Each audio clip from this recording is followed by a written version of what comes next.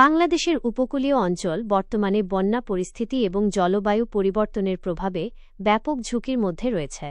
সাম্প্রতিক খবর অনুযায়ী বেশ কয়েকটি জেলায় বন্যা দেখা দিয়েছে এবং আরও বন্যার আশঙ্কা করা হচ্ছে। সর্বশেষ বন্যা পরিস্থিতি। উপকূলীয় অঞ্চলে বৃষ্টি ও জলোচ্ছ্বাস, নিম্নচাপের প্রভাবে দেশের উপকূলীয় অঞ্চলসহ বিভিন্ন স্থানে বৃষ্টি ও ঝোড়ো হাওয়া বইছে। এর ফলে অনেক নিম্নাঞ্চল প্লাবিত হয়েছে এবং পানিবন্দী হয়ে পড়েছে বহু পরিবার। বেড়ি বাঁধ ভেঙে প্লাবিত এলাকা। সাতক্ষীরার আশাশুনি উপজেলার সুবেদখালী এলাকায় কপোতাক্ষ নদের উপকূল রক্ষা রিং বাঁধ ভেঙে প্রায় ৪০০ বিঘা মৎস্যঘের প্লাবিত হয়েছে, যার ফলে প্রায় ২০ লাখ টাকার ক্ষতির আশঙ্কা করছেন স্থানীয় চাষিরা। যোগাযোগ বিচ্ছিন্ন ও পানিবন্দী। হাতিয়ার সঙ্গে সারা দেশের যোগাযোগ বিচ্ছিন্ন হয়ে পড়েছে এবং নিঝুম দ্বীপ তলিয়ে গেছে। পটুয়াখালীতে প্রায় ৪০০ পরিবার পানিবন্দী হয়ে পড়েছে। বন্যা পূর্বাভাস। পানি উন্নয়ন বোর্ডের পাউবো বন্যা পূর্বাভাস ও সতর্কীকরণ কেন্দ্র জানিয়েছে যে চট্টগ্রামসহ দেশের ৬ জেলায় ফেনী, মৌলভীবাজার, সুনামগঞ্জ, হবিগঞ্জ, সিলেট ও নেত্রকোনা বন্যার পূর্বাভাস দিয়েছে।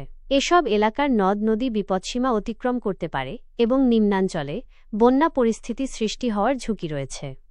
জলবায়ু পরিবর্তন ও উপকূলীয় অঞ্চলের উপর প্রভাব।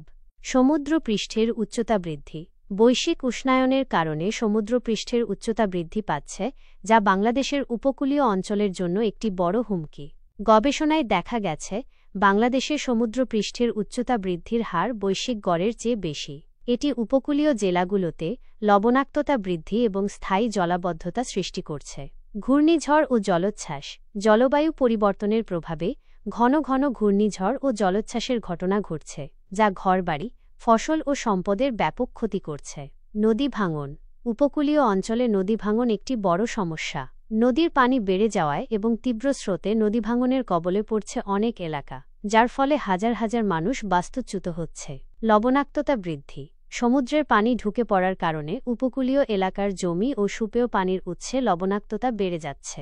এর ফলে কৃষি উৎপাদন ব্যাহত হচ্ছে এবং সুপেয় পানির সংকট দেখা দিচ্ছে, যা জনস্বাস্থ্য এবং জীবিকার উপর নেতিবাচক প্রভাব ফেলছে। স্থায়ী জলাবদ্ধতা।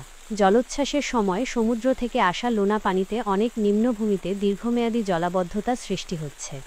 এই সমস্ত কারণে বাংলাদেশের উপকূলীয় অঞ্চলের মানুষের জীবনযাপন ক্রমশ কঠিন হয়ে পড়ছে এবং অনেকে দেশের অন্যান্য স্থানে স্থানান্তরিত হতে বাধ্য হচ্ছেন।